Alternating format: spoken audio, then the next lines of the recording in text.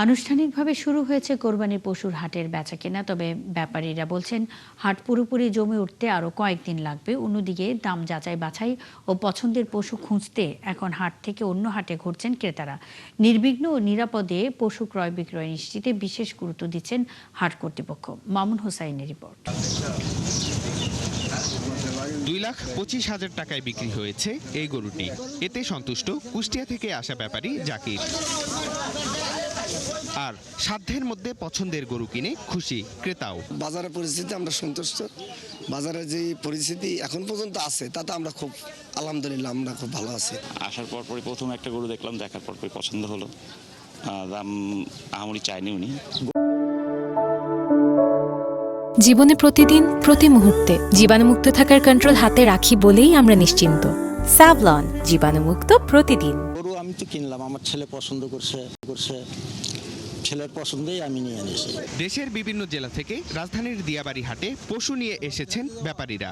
ছোট, মাঝারি ও বড় আকারের গরু ছাগলে ভরে উঠেছে কোরবানির হাট। বিক্রেতারা বলছেন ঈদের কাছাকাছি সময়ে হাট পুরোপুরি জমে উঠবে। হাটের সার্বিক ব্যবস্থাগুলো ভালোই আছে, যেমন এই বাঁশকুটি যা লাগে এরা হাটকুটি দিছে আমাদের।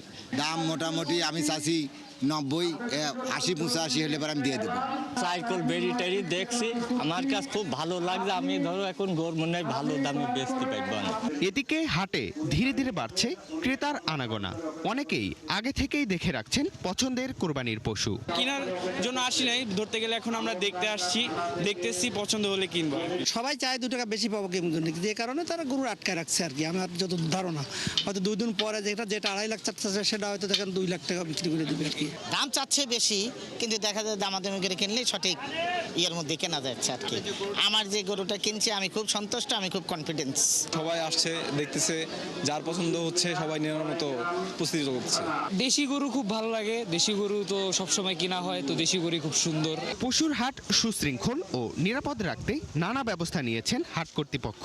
নির্বিঘ্নে পশু ক্রয় বিক্রয় নিশ্চিতে কাজ করছেন তারা। নিরাপত্তা বাহিনী আমাদের এখানে এসে তারা সর্বোত্তক নিরাপত্তার চাদরে পুরো হাট এরিয়া তারা কন্ট্রোল নিয়ে নিয়েছে।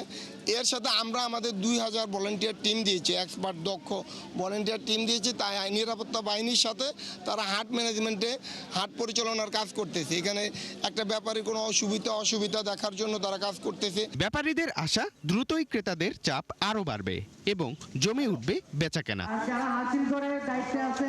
মামুন হোসাইন, 71, ঢাকা।